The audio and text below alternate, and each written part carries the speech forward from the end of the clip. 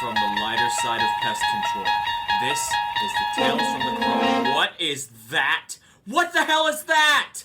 Oh, God, it's getting on my shirt. Jesus.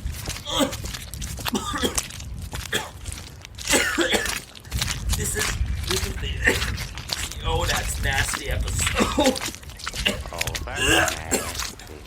Hello, boys and girls, cheese bags everywhere, and all the ships at sea. This is your old pal Jack from Tales from the Crawl Space, and across the proverbial seas of cheese, we have Mr. Brad Harvey. Hey, how's it going, my man? Going good, my friend, going good. I'm excited for this show. I am too. That little belch, man, was me making room. So, because there's going to be we got a lot to swallow tonight, and the more room, the better. So, I hope you guys all took my advice and made sure you kept an empty contract or die track bucket available or a waste basket. Because this is going to be the podcast version of Ipecac syrup tonight, because we are talking about some nasty shit, Jack. Oh man, I've got a ton of nasty stories. I've got so many nasty stories. I think we might have to make this a two-parter. Yeah, probably. We'll see how it unfolds. But man, I'll just again, PCHD. You guys are the bomb, and you brought it. You totally brought it. I mean, we have nasty stories. We've got you can suck it story. We've got all kinds of stuff. It's going to be a veritable juggernaut of fuckery tonight. And I was just reading some of this stuff, and I was just like, I just felt the bile the level of bile in my stomach start to rise a little bit, just because I've been through a lot of this stuff. I knew exactly what the scenario smelled like. I knew what it looked like, and it's like, oh my God, this is going to be wicked. Yeah, when you have flashbacks, I'm reading some of these, and and the really funky smells you can actually taste, and I'm sitting there kind of going, ugh, ugh. Exactly. Reading these things, it's fucking disgusting. I love it. I love every fucking bit of it. Yeah. So tonight, we're making sure we have enough stuff on over to the side of our screens to wash the taste out of our mouth. Jack, what are you rocking tonight? I am rocking. Let me pull up the name of this stuff because it is fan-fucking-tastic. It is Luksusowa potato vodka and grapefruit juice. Polish potato vodka with grapefruit juice in it. So I'm having a Greyhound. Ooh, nice. Yes, sir. There's something about some of the Slavic names and stuff. They just sound, I don't know, they sound sexy. Yeah. There's something about a mouthful of vowels and consonants that just really, really trips my trigger. I probably had a wet dream with Natalia Luksuskova. Yeah. And don't get me started on Mila Kunis. Yeah, her last name even sounds like a Slavic word for vagina. It does. I was going to say her last name sounds like a body part in some language. Kunis, yeah. And there's a female race car driver. Her name is Milka Duno. Milka Duno. Yes, please. Yes. Can I dunk my Duno in some of your Milka? Man, I had this foreign chick last night. I got her shirt off, and I was totally milking her Dunos, man. It was fantastic. Damn. Oh, my gosh. You know what, Jack? Yeah, You know something, man? I want to talk about something. And it's been bothering me for at least a couple of weeks. I'm getting PCHD on some of the posts and the messages and stuff. Jack, I'm hearing a lot of guys are getting burnt out, man. It's been a hell of a season. And I've heard that too. I've seen it. Yeah, it breaks my heart that but it just seems it's like this about every year. We're getting close to the end of the season, guys. And, have some hope in the fact that, it's going to be over soon, but, the paychecks are going to get smaller too. So, but we're going to be, just know that all your cheese bag, boys and girls at PCHD and Jack and I here at Tales from the Crawl Space, dude, folks, we're here. We've got two, there's 4 ears between me and Jack, and there's, we have 16,000 ears combined on PCHD. So if you need to talk to somebody, please reach out. We're here for you. And, I always say that in some of the stupid shit that we do, but, the serious stuff too. If you need somebody to talk to kind of get you through it, and somebody that's been there, that's done that, find somebody, pick somebody, anybody, they're going to talk to you. They're going to help you through it. And, just hang in there, everybody. It's been a tough year. But it's going to be okay. Everybody's going to be all right, man. You throw it out there on the depot, and sure, you're going to get some sarcastic comments because that's what we're all about. That's right. That's what made us what we are. but there's a lot of understanding behind those sarcastic comments too. Mm-hmm. I mean, there's a lot of people out there feeling it just like you are. I mean, everybody's been going balls to the wall since late April, and it's starting to slow down. We're going to have another big pop of termite jobs come up. Mm-hmm. And, we'll have Indian summer, false summer, that'll start seeing a couple of extra swarms and maybe some more ants and stuff. But we're getting into the cool mornings now, hopefully soon. I mean, we're in September, Halloween's the end of next month. We're going to start having frost. It's going to start slowing down. You're going to get a break. Don't worry. It's coming. Sock away a little bit of overtime cash for Christmas because, like I said, the checks will get a little bit thin after we get the first killing frost, so things will get thin. All right. So it's coming. Yeah, I think between the 8,100 cheese bags that we have at PCHD and the 13 listeners that we have here at Tales from the Crawl Space, you've got a good support network here, and so we're here. So if you got to get it off your chest, man, let us know. And I tell you what, I had a guy say he wanted to just jump in as a surprise guest tonight, and we're going to have that happen sometime. But our 1 year anniversary of bringing the show back from the grave is coming up at the end of October. Really? I'm kind of thinking we ought to have a free for all show where we have a drawing for like 5 guests just to come on and shoot the shit about anything and everything. Yeah, I think that's pretty cool. Yeah, I'd say, maybe like October 28th episode, because that's close to Candace Nordquist's and my birthday. Oh, yeah. That would be an awesome birthday present to us, Jack. Fuck yeah. Well, and we'll have a happy birthday theme, and we'll throw in yours and Candace's name in the middle of the intro. And will there be cake? Will there be cake? I don't know. What does Candace's butt look like? I don't know. I know. I'll let you. I have a firm little butt.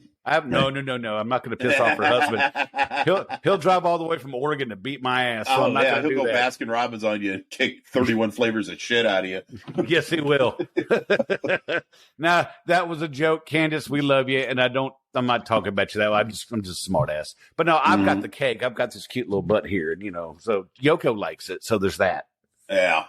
Well, if Yoko likes it, that's all I need. That's right. That's it. See, I'm set. Yes, a woman with discerning tastes. Yes, I'm so glad her tastes are so. She's at such a low bar, so she's not disappointed. Sweet woman. Oh yeah, exactly. All right. Speaking of tasting stuff, what do you say we dig into some of these stories, man?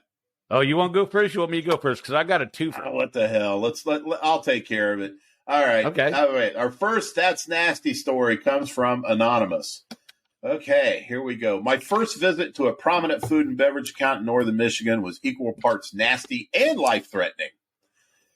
It is a production plant that removes the pits and soaks cherries in sulfur dioxide brine for many months. Now, what? Hey, that's how maraschino cherries are made. That's right. They're illegal in Europe. Right. Oh, they are illegal in Europe, but that's okay because they have plenty of Luxardo cherries out there, which are the bomb. Ooh. Yeah. Luxardo cherries. Look them up. They're like, you go to a liquor store here in Andy, you can pick them up, but they're like $20 for a little jar. But holy shit, it's like night and day. I made some out of some of the Washington, the Bing cherries that I love so well in the summertime. And they turned out pretty good. Very different from your maraschino cherries. They're not as sweet. They've got a lot more different flavor profile. But I digress. Let's get back to the story. Okay. Okay. Again, to recap, this person works in a production plant that they get maraschino cherries ready for consumption. The technician that I had taken over for had put on his previous report that the floor drain in the main soak tank room was clogged and liquid was starting to pool. In parentheses, 18-foot tall tanks is accessed from a platform at the top. I knew that I needed to check on the situation, so I took the wooden stairs down from the platform towards the concrete floor underneath. When I stepped off the last step, my foot went through the floor as, unbeknownst to me, sodium dioxide has a foam that looks indistinguishable from concrete. And the liquid at this point was about 3 foot deep. I fell off the stairs and into the mucky brine and was just barely able to grab the railing on my way down. My weight broke the railing and splintered wood caught in my hand, holding me out of the death soup. Yeah. I was able to pull my other arm over and slide off the splintered wood and took the walk of shame to the account contact to let him know what happened. In my first real conversation with the man, he told me that I was most likely inches from death, since if I had been submerged, I would most likely have not come back up. Oh, Christ. This was also the moment he told me the previous guy wore a respirator during service. Yeah, thanks for letting me know now, asshole. Boots and pants were toast, as the smell would not come out of them. Boots and pants and boots and pants and boots and pants and boots and pants. So he almost had maraschino testicles. That's right. Maraschino berries. Maraschino berries. Hot. Jesus Christ, man. With the twig. It's sometimes you think, especially in these large scale commercial accounts, man, we cheat death a lot, man. Yeah, sometimes we don't realize it till later, but we go, God damn. Mm-hmm. Absolutely. One time I was doing a grain elevator out in Frankfurt, and one of the, anybody that's done grain elevators and, those big concrete silos know that you got to get down under there, where the base of the silos are at in order to do any worthwhile rodent control. And you're walking through there and you just look up and you see all these big funnel looking things made out of concrete. And I'm thinking, concrete isn't the strongest substance in the world. And what would, I was walking with the guys my first trip through there. I said, oh man, I just can't imagine what would happen if one of these things collapsed. He goes, you wouldn't know it. He goes, you wouldn't feel a thing. He goes, 1 minute you're here, the next one you won't. I said, has it ever happened before? He goes, yes. I was like, oh shit. Jesus Christ. Probably the quickest fucking mouse job I ever did in my life. Mm-hmm. Fuck that, man. Oh, yeah, that ain't no lie. So. Speaking of rats, Mr. Eric McPhee sent us one of two stories here. Hey, Pest Boy from Texas here, and I have a story that I like to call Rat Soup. The previous company I worked for had an exclusive rodent-only position, and the guy in it was labeled the Rat King. I had the honor of achieving that position after a year with the company. So one gloriously hot summer day, I got a job at a relatively fancy apartment in Dallas. I didn't get full details on the job, besides that I needed to check a trap somewhere in the apartment. As soon as the lady opened the door, I was hit with a wave of heat and the dank smell of death. Turns out her AC doesn't work, and something obviously was dead somewhere, making the smell nearly unbearable. She tells me someone had put a box in the crawl space and showed where. So I open it, pop my head in, and sure enough, there was a single Evo ambush box in there. So I take my head out and reach up to pull it out. As soon as I start taking it out, black juice starts to run out of the opening of the box and pour on me and her desk below. I quickly checked to see if she noticed, and she didn't, thankfully. So I carefully took it out, told her that I would be right back, and walked as quickly and carefully all the way to the dumpsters that I had to find. When I opened the box to check it out, it was filled almost all the way to the openings on the sides with black juice and a completely deflated rat inside, looking like a wet sock puppet. I've seen a good amount of rat death and gore in that position, but there's something about rat juice that makes me queasy when I think about it. Jack, I'm sitting here smelling that rotted sulfuric grossness as we speak, and it's making me think of my rat soup story. This wasn't rat soup. It was more of a rat burrito type story, and I call it that because the skin was the tortilla. Yeah, God, I got to compose myself here for a second, but let me take a drink. You got to get the taste out of your mouth. Better.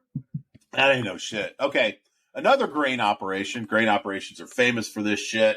I was covering, and this was when our beloved Randy Struther got sick and couldn't work.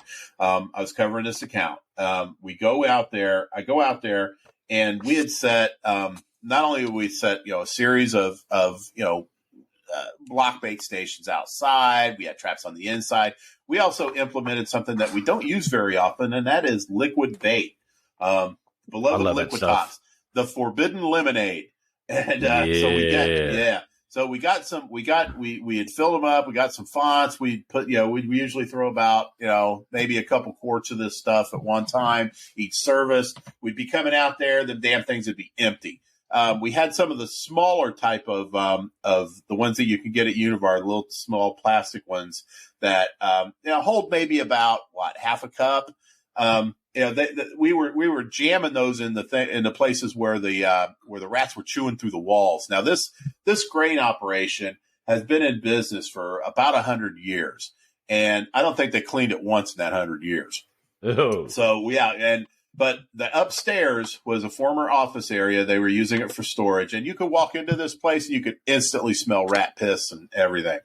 And you could hear them in the walls and everything. So when I did the setup on this and then gave it to Strother afterwards, but I went in there, went upstairs, the smell hit me like a ton of bricks.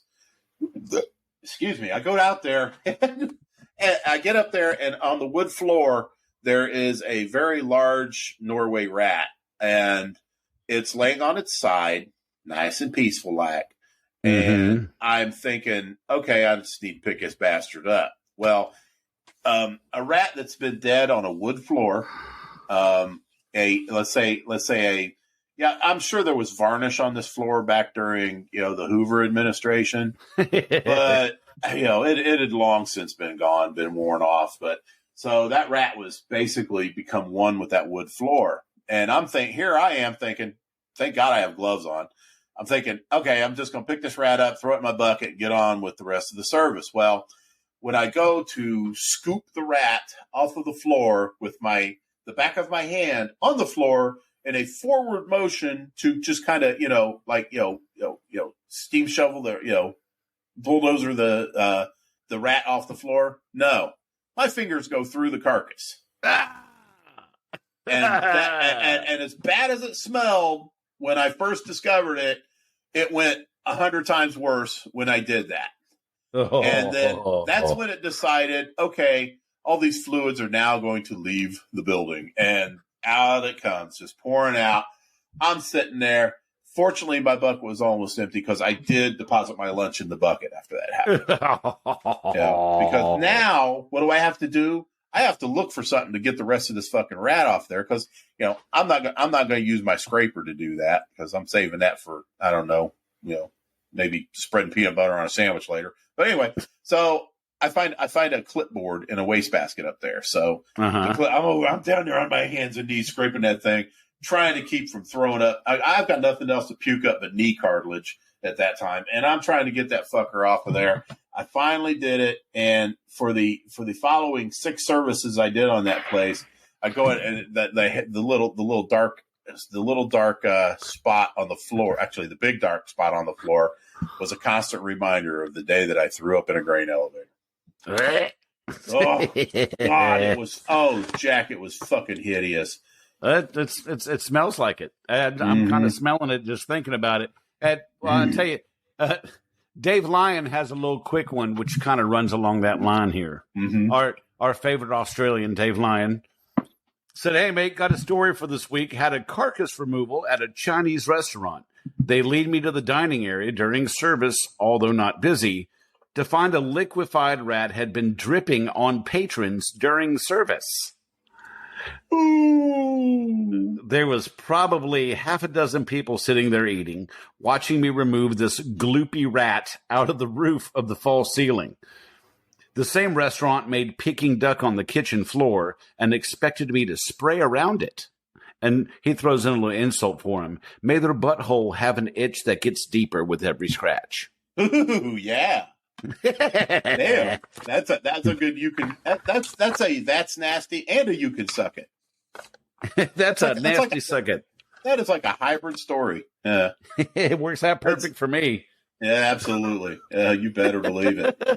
Well, hey, it looks like Dan Bird, beloved Dan Bird, member of the Mod Squad and longtime cheese bag, comes in with one, and it seems like mice and rodents seem to be a trend here.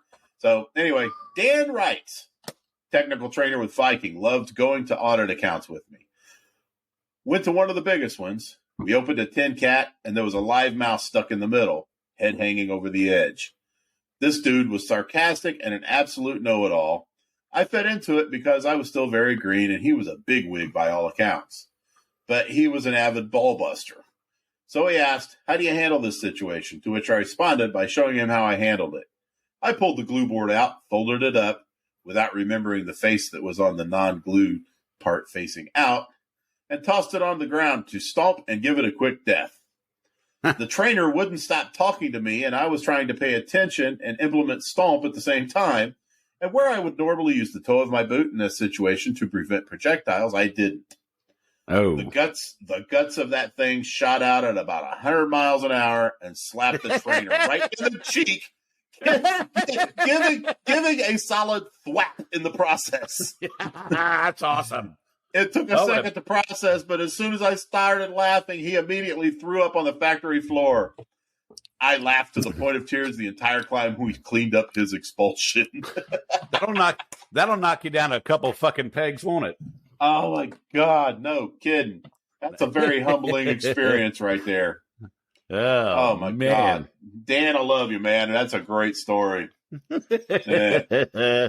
Thank you, Dan. I'm just seeing that, and I can only imagine the pride that Dan felt when he saw that gut shoot across and whack. That'd be fucking awesome. Oh yeah, yeah, and I love it when it happens to the douchebags too. It's fuck yeah, yeah. It's just the most wonderful thing. So anyway, yeah, Dan, that was a great story. Well, I tell you, to step away from rodents for a minute, Madeline Leva, who's been active about the show, and apparently she's been loving the podcast, so thank you, Madeline, for your submission here. She goes, I got it, that's nasty. So I work at housing in the great auto city of Detroit. Maintenance warned me before I even entered. I was told, careful when you open the door, the flies are really bad. So as I proceeded to this unit with maintenance, you can just smell the rubbish and grease as you come down the hall. Upon opening the door, I'm greeted with hundreds of flies buzzing in and around my face. To the left, I see roaches scurrying across the floor, walls, and counters of the kitchen, as well as the grease and bags to the ceiling. I'm greeted by a frail elderly man with his walker. I look down to see his feet wrapped and oozing with blood and pus as the gauze and medical tape look saturated with infection, feces of roaches, flies, and etc. The smell was horrendous, but he greets me with a smile and the excuse the mess as I continue in to start the roach treatment. I spot his couch and air mattress of the studio apartment, bed bugs lining all the seams of the furniture, moving bottles of urine and towels with literal fecal matter to investigate further into this infestation. Looking into the carpet under the couch, you can see roaches of all ages and size, bed bugs of all ages and size, as well as their friends, the maggots, and whatever other tiny worms that made the carpet crawl. This man had a soft spot in my heart as he can't care for himself and has actively been trying to arrange home care that he could afford since he's gotten rid of his mattress and box spring, and together I told him, and together him and I are making progress. But it's been a few months since I started with him, and slowly but surely getting rid of the bed bugs at least. Wow. Good on you, Madeline. Seriously. Yeah, amen. Amen. That's not just a nasty story. That one tugs at the heart. It does, because I tell you, some people, there's some people out there that just can't manage on their own, and they're trying their best to live their life, and things ain't working out the way you want them to, and it's sad. I mean, I had a customer that the old gentleman would sit in his chair and he'd have someone come help him up twice a day, but other than that, he'd just sit there and mess himself. So the hardwood floor around his chair was starting to be eaten away by the uric acid of his urine as it would leak through the chair down to the floor. Poor guy. I mean, horrible to see that. But and it's disgusting. The place smells like if you didn't bother to mop a nursing home for a week. That's what the place smells like. It's horrible. So absolutely. Yeah, disgusting. Yeah, we see it all, man. We see a lot of that stuff. One of the places that is always going to be burned into my mind is I called it Fentanyl Gardens Apartments, and this is when I was working at the Scarlet Letter. It's housing for known addicts, heroin, crack, meth, what have you. And I would go into some of these places, and it would just be so not just depressing, and you just feel so bad for the people that something could have such a grip on them. But oh my God, the place is a dump, right? And you try to keep your composure, but you can't help but heave because you've got rotting garbage everywhere. You can't, if you're bold enough to go in without a respirator, because sometimes the policy is like, you can't. I don't want you wearing a respirator in there because then that just that demeans the tenant. And I'm just like, oh, fuck that. Fuck that. Like, I'm going, they're probably so out of their damn minds. They wouldn't even know I'm, either that or they'd be freaking out and thinking I'm some sort of giant insect with these cans sticking out and then try to kill me. But, either way, I've led a good life, but going in going in there and I mean, the rotting garbage, the needles everywhere. Just the clothes that haven't been washed since, God knows when. And just the general funk and depression and despair, anguish, tumult, chaos, whatever it tugs at the heart and it tugs at the stomach too. Cause it's just, you go in, you're breathing in fruit flies and you're like, oh God, what the fuck nasty shit did they land on? Now it's in my lungs. And yeah, it's just really, it's really hard to swallow. And, going back to the burnout thing, man, that's why, that plays a part in it. It's not just the busyness and stuff. It's the shit we have to see all the time. Yeah. Yeah. And if you're newer to the business, you have to kind of learn to desensitize yourself to it a bit. And there are things that will pull at the heartstrings and make you want to go into action, kind of like how Kevin Wilhite was talking about standing up for a tenant at one of the apartments he was at. Mm-hmm. But some things you just gotta bite your tongue and power through it. And after a while, it gets easier. It does. It gets easier, but you got to desensitize yourself sometimes. Yeah, but don't desensitize yourself 100%, man, because then you lose your humanity. No, that's true. That's very true. There's nothing worse than seeing Jack. There's nothing worse than seeing a technician that has gotten to that point where it doesn't bother them anymore. Don't be that guy. It needs to bother you, but you can't let it completely consume you. Otherwise, you're going to find yourself with an alcohol problem or a drug problem or a depression problem or something like that. You just got to, just remember the good stuff. This person this person that's laying there with, ulcerated sores and weeping and having this bad, having a bad drug problem. That's a human being right there. And, as long as I find that if I do my best to everything I can to treat them with the respect that I would a millionaire. And that's what gets me by.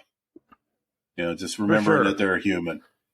Yeah. I think what I was getting at was you'll learn to fight back the vomit and, and desensitize yourself to the smells and the sight of things. I mean, in your heart, what's right, what's wrong, what's nasty, what's good, but you kind of learn to deal with the smells and the gore and things like that. And that's the desensitizing I was kind of gearing towards, because you're right. You can't be dead. You cannot be dead inside with this job at all. You can't. Yeah. And and Jack, you're right. Even that part of it to, in order to keep the vomit down and everything, that shows respect to that person.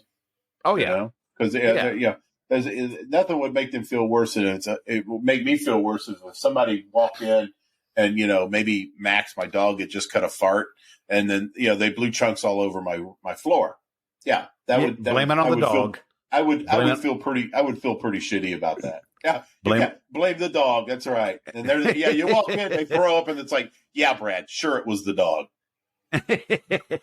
Well, I'll tell you, and I've told this story before a couple times on the show, but we're almost at 50 episodes, so I think I can spare to tell it again because it's the time that I did have a lump in my throat for this one. But I had a duplex house down in the Shenandoah Valley, and the guy is in one of those little hover round electric wheelchair things that you just kind of cruise around all over the place in.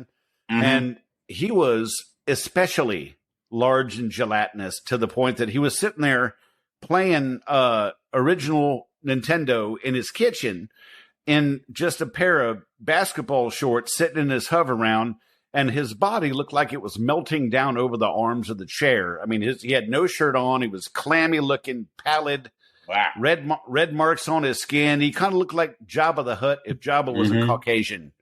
With a Caucasian Jabba the Hutt's kind of what he looked like. And he was complaining about a fly issue.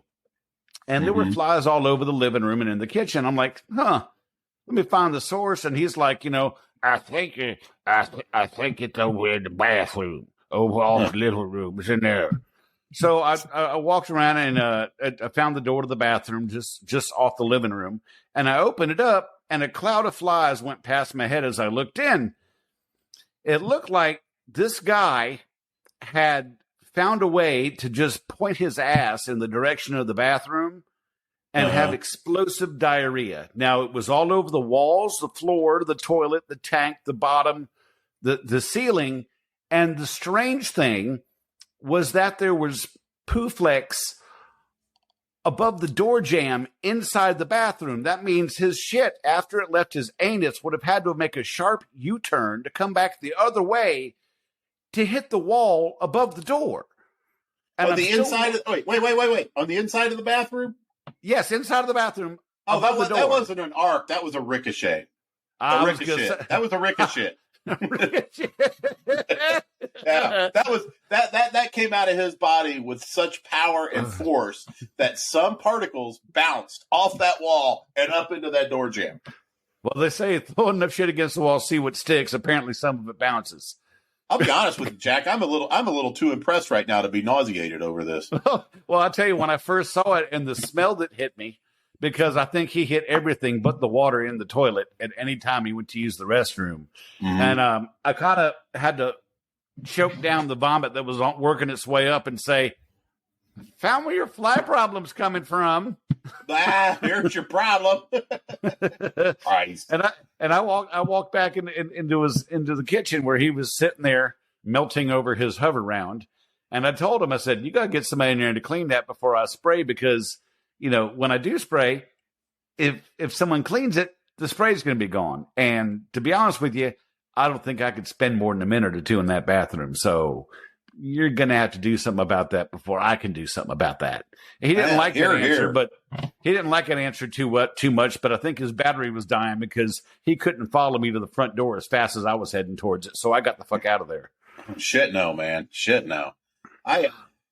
You're talking about shit, and you're talking about a guy that plays video games. I've been into apartments before. I guess gaming is as much as an addiction as like heroin and that kind of shit. Yeah. Because I mean, the people will not even leave the chair in front of the game console in order to take a shit. They will shit on the fucking chair. Ugh. I'm just astounded at. I'm sorry, man, because when I was a little boy of 1.5, 2 years old, I was told there's certain things that you sit down on that it's okay to shit on or in, and a desk chair was not on that list. And it just boggles my mind. It's like, hit pause for Christ's sake, go take your shit and come back and keep playing. But man, it's I tell you, when the game Doom came out in the early 90s, for the first year it was out, it was the #1 killer of office productivity. Oh, dude, that was a game. I had Doom on floppy disk, and, and on my very first PC at home, which I paid $2,300 for. It was an IBM, and I'll tell you what, Jack, that was the only damn thing I ever did on that thing. $2,300 just to play Doom. Oh, Doom was great. I fought through the first week of motion sickness playing that game because you got vertigo the first couple times you play. You're like, you couldn't stop playing it though. So man, I played it with no mouse, no joystick. I did nothing but keys, man. And oh my god, I played the shit out of that thing. I finally got into that fucking courtyard or whatever it was and fucking wasted that thing. It took me 8 months to do, and I walked around like I was fucking king of the world. But then when I got done, I was like, okay, now what do I do with this fucking computer? Oh, I tell you, I finally, after playing it for years, I finally heard about people playing it Gandhi style and beating the game Gandhi style, which means you can't use any weapons. You can only use your fist. And I actually Gandhi style. I actually beat Doom Gandhi style, which was, and I was like, okay, I can stop playing this now. But by the time I did that, they came out with the next version of it with the better graphics. I was like, God damn it! So I ended up having to play that one too. Something about it was grainy. It was pixelated. It was orange red, almost all the whole fucking thing except the green stuff. It was my thing, man. It's like I could actually focus in on that on them corridors and those doorways and shit, and I was able to immerse myself in it. Pissed my wife off, but yeah. I still remember all the codes. The codes for God mode, anti-clipping mode, and everything, and for all the full armor and health, it was IDDQD, IDDSPISPOPD, and IDKFA. And so so I could like walk through walls and shit. It was awesome. Yeah, I had to earn that shit. Walking through walls and stuff. Yeah, man, I did it the old fashioned way. I earned it. My earned it, darling. Jesus, man. That was one goat path for us. Yeah, absolutely. There's more to come, I'm sure. But yeah, Doom was the fucking great game. But anyway, then I graduated to Wolfenstein. I went to Myst after that. Oh yeah, MYST. Yeah. Yep. I masked. I got through it, and it was all cool. And then I got out, and I wiped everything, and then went it again. And when I got to the end where the game was almost over, I chose the other option. That dude that was on the screen bitched my ass out. I was like, oh yeah, you chose the wrong one. Well, I hope you enjoy it here, or some shit like that, because you're here forever. And then I was like, fuck you, and then sold the disc. Well, that reminds me of the Leroy Jenkins. You familiar with that at all, Leroy Jenkins? No. There's an old meme from years ago. I don't know if it was Warcraft. I think it was Warcraft. And there's this whole big war party getting ready to go into this one room for this final battle. Yeah. And they're all talking about, well, I'm going to do this and I'll throw this spell when I get in there, blah, blah, blah, blah, blah. But we all got to go at the same time and blah, blah, blah. And this guy who just jumped in the party that didn't know anybody else just goes, Leroy Jenkins, and just opens the door and runs in. And everybody gets fucked up. He goes like, no! People are screaming at him and shit. It was awesome. So, yeah, Leroy Jenkins did totally so. And I think some people out there listening are going, I know who Leroy Jenkins is. Yeah, they're wondering, shit, Tales from the Crawl Space has turned into Beers of War podcast all of a sudden. All right, well, let's get back to that's nasty stuff. Oh, that's nasty. You got one for us? Oh, I'm pretty sure I do. Let's see. Let me talk about one of my own. Jack, do you remember? I don't know if anybody else remembers, but you remember me talking about a meatloaf? Yeah, I believe so, yes. Yeah, meatloaf. So for those of you who don't know what a meatloaf is when you take over someone's account and you go and you check out the 10 cats and you open them up and it's nothing. It's up to the top of the metal of nothing but mouse carcasses. They have forced themselves in so hard, and mice must be stupider than we think they are because they just keep going in that thing. It's like, back in the days when people would pack phone booths and shit. It's like the Tokyo subway during rush hour. It's incredible. I mean, and then they sit there and they fester and they get hard, and then when you open up the tin cat and you're just inherently curious as how to get these things out instead of just throwing it in the trash. So you find the nearest slab of concrete and you bang on it until that fucker comes out in a block of mice, and that's a meatloaf. Meatloaf. Yeah. And sometimes those meatloafs come with gravy. And that was one of the things that I learned doing a very large telecommunications firm. Their loading dock took over the account from another. We'll just call him a technician because that was what he put on his application that he wanted to be. And I get out there, and yeah, sure, I pick it up, I pound it, and next thing I know, I have watery mouse juice all over my legs, on my shoes, which I had to throw away because I could get the smell out. I don't know if I could get the smell out, Jack, or if it was just a psychological thing that I could smell it. It's like the smell of napalm in the morning. Only probably a little bit of both. It didn't smell like victory. PTSD. Probably a little bit of both. Yeah, it didn't smell like victory. It smelled more like I imagine Liz's thong smells. Lizzo.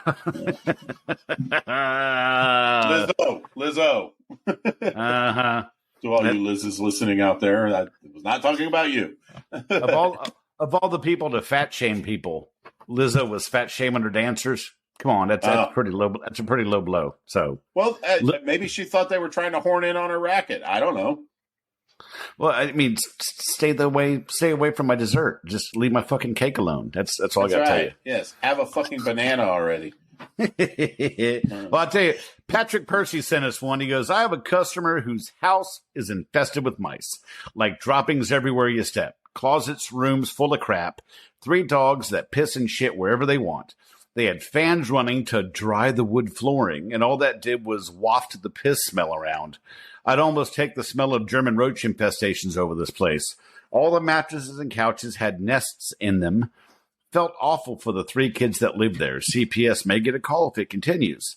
I set up about 30 snaps inside. I went outside and set up 4 bait stations. Before I made it around to the porch, the customer comes out saying we already caught one. My second trip out, a couple weeks later, they had caught a minimum of 60 mice, and all stations were empty. House still reeked of piss and shit, but was surprisingly cleaned up a bit. I'm not excited for the next appointment, but I'm going to check on those kids. And I forgot to add, she also told me her husband works in lawn care and uses a leaf blower to clean out the house. And Patrick, this is your desensitized. I can't even fucking say it. Thank you, Vodka. Yeah. He says, I've only been at this for 7 months. I can't imagine the stories I'll have years from now. Oh, you're right about that, my friend. Woo. Welcome to Pest Control, Patrick. That's right. You're only about 1.5 feet into your 1,000-yard stare, buddy. That's right. You've only got the tip in right now. You'll be getting balls deep here in a couple of years. Balls deep. Man. My gosh. Jack, we got a ton more, don't we? Yeah, we do. We do. Yeah. But I tell you what, let's we got a ton more. We're going to have to do 2 shows. So what I would like to do is maybe we can pull out I got a couple you can suck it's, and I think you got a couple you can suck it's, don't you? Yeah, I do. Jack, as a matter of fact, yes, I do. You want to knock out 2 of them this show and knock out 2 for the next one? Yeah, let's find. Okay.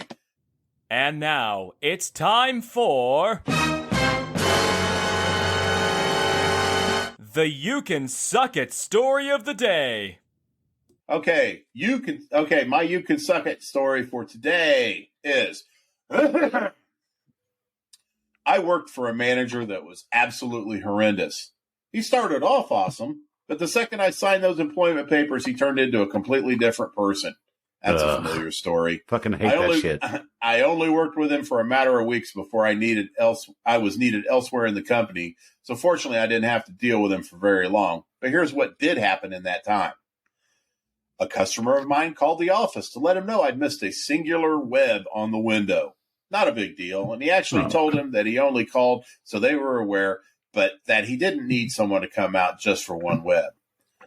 I was totally fine with doing it, though. I'm there to do a good job, and if I messed up, I want to go fix it. Now, I got to stop here for a second. One fucking web.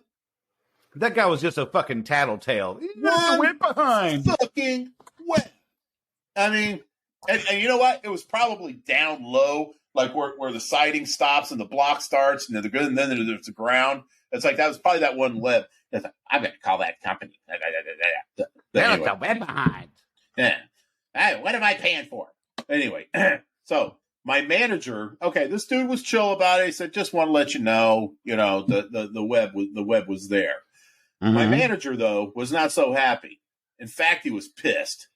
He put in trouble calls for every house I'd done up to that point, even though none of the others had called the office with problems. So I got to go visit every single one. Ugh. After that, he started watching any future work closely. A little too closely. Micromanagement, motherfuckers. Amen. Management on a molecular level is the quickest way to piss me off. Oh, yeah. He started visiting all the houses I serviced, unannounced, of course. He wouldn't go in the backyard, but he'd peer in their windows, walk all over their front yard, and inspect everything from side gate to side gate. He told me, you know how embarrassing that is? And in my head, I thought, well, yeah, then maybe don't do that. Keep in mind that I'd still only had one customer that called in. If he didn't like something I did and he was extremely picky, those strands of new web that can only be seen in just the right light. If he spotted even one of those, it was game over. He put in trouble calls for every house I'd serviced that day, regardless of whether there were actually problems. And he expected me to go talk to each customer and look around their whole property front and back. He was the most demanding manager I ever had. He expected me to be some sort of webbing wizard. He only had me doing new starts, and he wanted all of the webbing gone. I'm not just talking from around the house either. Everything from the roof down to the ground, all the way around the house, of course. But he also expected perfection all the way around the fence lines, as well as no webs on any of their plants, front and back, or their belongings either. He wanted all of that done, plus the rest of the service in an hour. Again, all new starts, and he held me to an hour, even if the customer wanted interior sprayed too. If I missed a single strand of web, which did happen, boom, trouble calls for all the houses that day. Jesus Christ. But he was also a jerk. Wait a minute. He was a jerk before. It's like also, he's also a jerk. Okay. In a week's span, I'd accidentally locked the keys in the truck. The only time it's happened in any vehicle I've ever driven. Hey, shit happens. I've done it like 4 times in my career. And had part of a bag of granules randomly rip and spill. Obviously, that sucks, but accidents do happen. And of course, I took care of everything. He was livid, though. I apologized to him profusely. Why? And said basically that I was trying my best, but had a couple incidents, and I was sorry about it. Trying to do anything I could to make him not hate me more. You know what he said? Yeah, me too. Not even joking. As bad as it had been before, I think that day I saw him in a different light, and it has stayed with me ever since. I love doing pest control, but he had me ready to quit. I literally thought to myself every day, if I go in today, I'm probably getting fired, but if I don't go in, I'm definitely getting fired, so I guess I'm going in. I've been fortunate that the vast majority of the people I've worked with in the industry have been absolutely fantastic. This manager, though, not so much. Also, on a side note, I spoke to a different tech about this topic a couple days ago. He had a manager that hated his guts as well. Had a fleet of brand new trucks, but made that tech drive the one beat up, years old, without functioning AC, and it was 115 outside, he said, and insisted he earn it, even after 6 years at the company. Eventually, tensions got to the point of the manager hired someone to beat the tech up. Manager eventually ended up quitting. Yeah, apparently they put a hit out on this manager. Wow. Yeah. Now, don't get me wrong. I think a lot of us have fantasized about that, but shit, to actually do it, that takes balls. Well, and I'm a firm believer in the customer service industry. You should be allowed to hit one customer a day. I agree. And one. Jack, I already have a list. Yeah. Well, I have the rest of 2023 and most of 2024 already covered. Well, I tell you, I always said if a zombie apocalypse gets here, I got a list of motherfuckers I'm shooting, zombie or not. Mm-hmm. Well, he looked like a zombie. God damn it! Well, so did this person give us any insults for this asshole? No, they didn't. It's all you, Jack. Okay, well, just like any good porno star, I'm not going to blow my entire load of insults on the first go round, so I'm going to use them sparingly. So here you go. I got two for you, you asshat. First of all, no matter where you are in the world, I hope you always heal your mom when she's shitting. I do. And as submitted by our friend Dave Lyon, may your zipper always find flesh. Ooh. Oh my gosh. Yeah. That hit a little close to home, Jack. Well, you know, you get the damn son. You got the twig and the berries, or the pork and the beans. Oh God. Well, okay. I got a you can suck it story. I got one for you. And are you going to give us the insults after this one? Oh, I'll give it a try. I will give it a try. I'm in a pretty good mood, so we'll see. All right. Now, the name I was told to use for this is from Miss Darrell. Miss Darrell. Miss Darrell says, here's a suck it story for you. Finally going to be getting out of the company that's been screwing me up the ass after little to no training and throwing me to the state to run commercial accounts of apartments and townhomes. Had a mandatory meeting in which I wasn't called out directly, but the CEO was saying, some tech's irresponsible and calling off and we're losing big accounts because of lack of accountability. No nice way to say it, but if you lose us properties, you're fired. Needless to say, wasn't impressed about that since it wasn't mentioned that it was due to multiple car breakdowns for a car that they would not approve for me to take to the shop when needed, or when a tree fell across my street after a bad storm in which I couldn't move the vehicle, or getting tires replaced multiple times. But little do they know that the following meeting I had an interview with a big competitor of ours, got the call the day after my interview that they want to hire me. And that when I lost myself, that they want to hire me and that I impressed the supervisors of this company. The recruiter was even impressed to call me because she said it usually takes a few days following the interview to know if they want to hire.